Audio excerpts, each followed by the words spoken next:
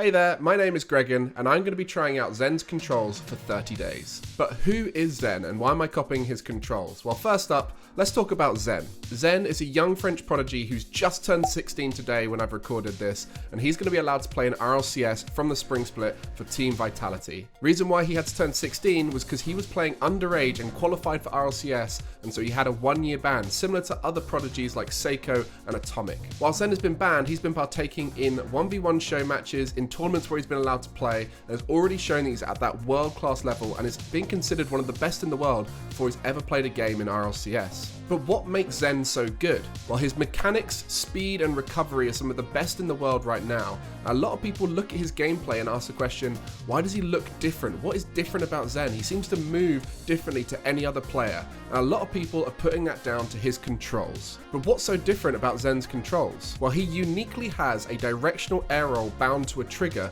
which means that when he's in the air and using directional air roll, he has a dynamic range in which he can use it. So if he wants to, he can press air roll harder or softer based off of how much he wants to use directional air roll left. And so this creates some unique in situations where in the air you can move like no other player has done before. Let me show you some examples. Now, it's fair to say, having tried this out, that these buttons are not just going to suddenly make you good at the game. But if you look at the way my car is moving right now, this is part of the effect that you can get by holding down the trigger, which you can see just here. This trigger right here is directional air roll left for me, and while I'm spinning through the air, I can do like slight spins.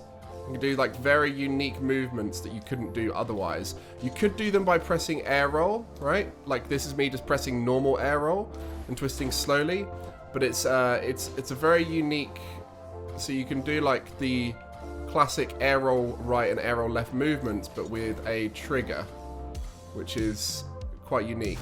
Now, I'm getting used to this. I'm still unfamiliar with it, and I don't think the benefits of it are as beneficial as some people are claiming it to be. I think there are some moments where it could come in beneficial to Zen, but ultimately Zen is just a very mechanical player and has worked on his mechanics like any other player, and to be honest, most pros could probably still achieve what Zen is achieving using their normal button scheme.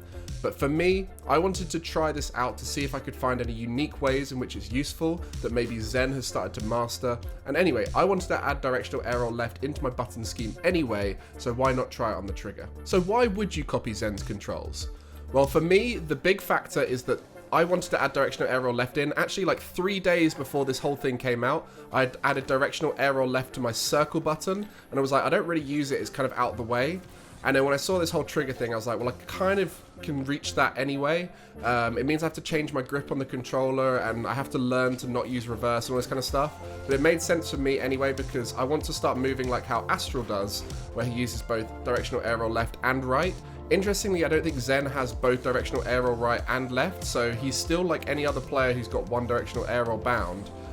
But it does mean that we can start to see the benefits of maybe an even stronger control scheme on top of what Zen has mastered himself. A lot of people have been asking in my streams, have I been copying his other settings? Well, funnily enough, I accidentally kind of copied his camera settings because my camera settings are one setting away. I think his swivel speed is down to 4. Otherwise, I've got the exact same settings as Zen. They're quite typical amongst a lot of top pros. This is quite an optimized camera setting. Ultimately, camera setting is personal preference, but around these ranges tends to be pretty popular. And then in terms of like the sensitivities, he's at 1.5, 1.5, 0.07, and 0.8 or 0.81 or something. So realistically, there's not much difference there for me. It's just personal preference again, based off of how my hands move around the controller, what I prefer in terms of the sensitivities. So for the most part, I've copied Zen's controls almost identically, but have I? Well, the control scheme that he has on his Liquipedia, which I'm not sure if it's 100% correct, is very different to what I've got going on. So you can see here, there is the boost button and the jump button are all on one thumb. So that means his air roll has been moved over to R1, his power slide is still on square, and so he's got a very unique grip. He'll probably be having to do this with his thumb, where he's pressing across with all the buttons with his thumb. I've always found it preferable to have R1 boost, L1 normal air roll, jump with my knuckle of my thumb down here, and then air roll right with the tip of my thumb down here, and then essentially circle doesn't get pressed ever. I do have scoreboard on it, but I moved that to share recently to see if I can open up the circle. The whole point of this is I've got different fingers doing jump, boost, power slide, and air roll at any given moment. So that is very different to what I've got. So essentially all I have done is copied his air roll left button to L2. Otherwise I'm keeping my controls exactly as they was before. So it hasn't changed too much for me, but what it has made me have to do is I now have to go for a double finger grip with my 2 fingers on top, where previously I would play like this, where I'd have 1 finger for these, power slide, air roll most of the time, then if I ever reversed, I would just press over the top with that finger, whereas now I'm using double finger, and it's meaning I'm having to relearn how I reverse while I'm playing the game. What has the biggest challenge been so far?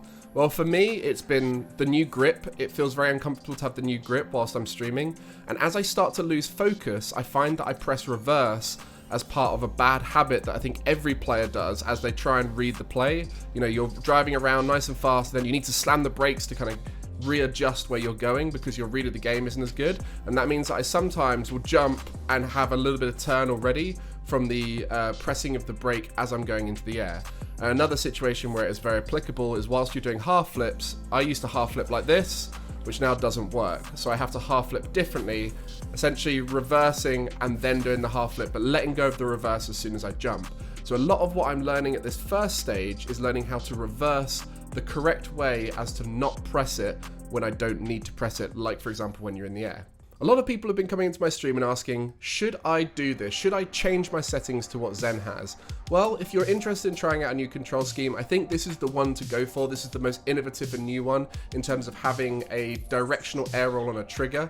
I think what I'm doing, where I've got both air roll right and air roll left bound, I think is probably more beneficial than having a trigger air roll. And so for me, the most beneficial side of this has been having both directional air rolls bound. There is some negative effects to having a directional arrow bound to reverse, because whilst you're in the air, if you press reverse, you do lose some speed. And so if you jump up and press reverse, you'll see that I have moved back slightly, the tiniest amount, and it's so negligible that, to be honest, it's probably not a big factor, especially as most of the time when I'm moving around the pitch, you'll notice my, sorry, I had to get the controller overlay out for you. Most of the time when I'm moving around the pitch, my right trigger is constantly being pressed. So whenever you press your trigger at the same time as you brake, you'll notice that you don't move at all, you stay in the exact same spot. So it's the difference between driving forward slightly in the air and not doing anything at all. And when you're boosting in an aerial, it doesn't really affect it that much. So it is a negative effect of having it on a trigger, but realistically it's so negligible that it probably won't affect you. Other than that, it's a lot to relearn, so unless you're really trying to push the limit of maybe freestyling or being a mechanical player in higher ranks, it's probably not too much to worry about, and you'd be just better off learning a directional air roll anyway. That's probably a bigger factor for you at that stage, but if you're just going to go for a new directional air roll, why not put it on a trigger and learn using a trigger instead? All that's left to say is if you've got any questions, make sure to leave them down below. This is a new experiment for me. I'm going to be doing this for 30 days. I'm going to be tracking it all on stream, and I'll do a video at the end of it and tell you what I found by the whole thing. Currently, I'm not really using the air roll left that much. I've been able to learn the Mina flip. I've been able to do some crazy flicks with it.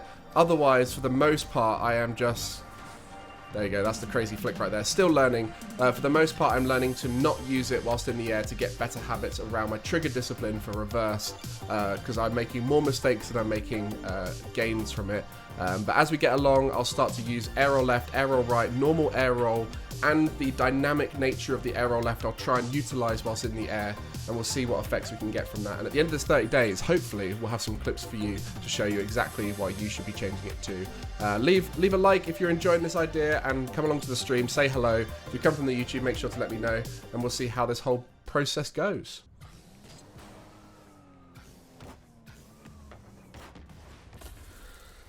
Oh, it's kind of sussy, you know.